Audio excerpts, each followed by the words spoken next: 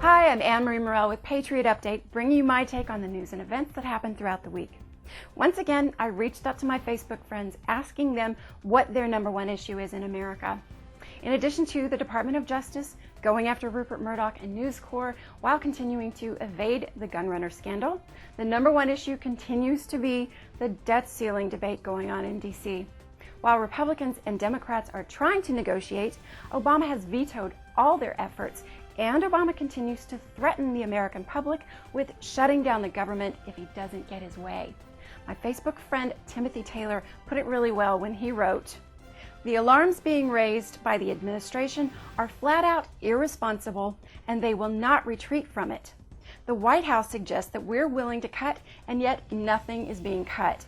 Spending cuts means immediate and prompt cuts, not something unnamed, something down the road or post-election." Well said, Timothy. President Obama last week was at the University of Maryland talking to college students about all the difficulties he's having regarding balancing the budget. Then, even for Obama, he went off into crazy land and compared his struggles balancing the budget with Abraham Lincoln negotiating slavery.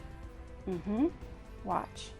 Because he understood that right now my job is to win the war and to to maintain the Union. Well, can you imagine how sort of the Huffington Post would have reported on that? Right? I mean, it would have been blistering, right?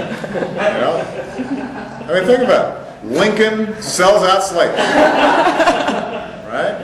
And there'd be protests, and we're going to run a third-party guy. Balancing the budget or freeing the slaves?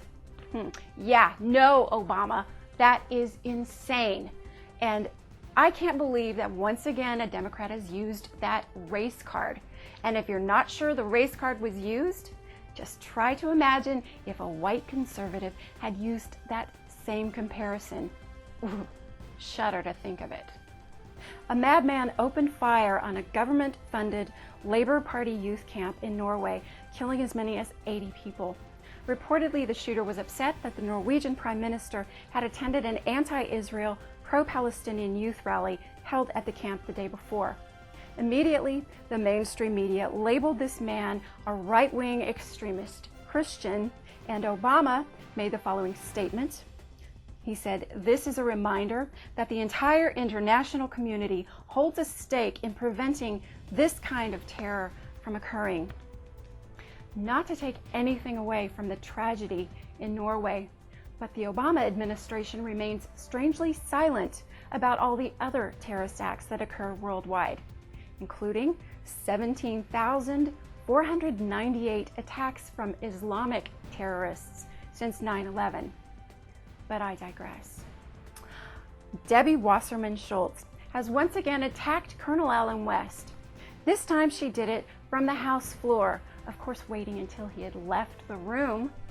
This time, Colonel West responded with a very strongly worded personal letter to Wasserman Schultz, and then she chose to make that letter public and send it to the press.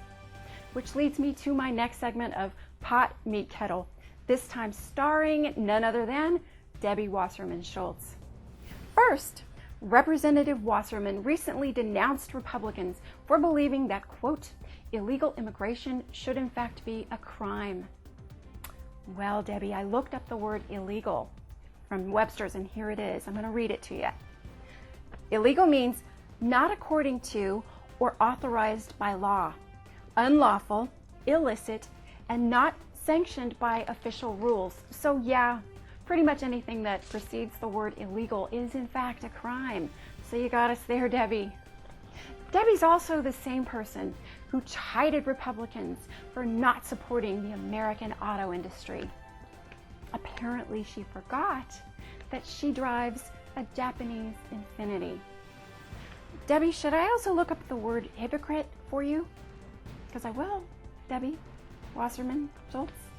That's it for today. Thank you for watching. Until next time, I'm Anne-Marie Morell with Patriot Update saying stay safe and keep the faith.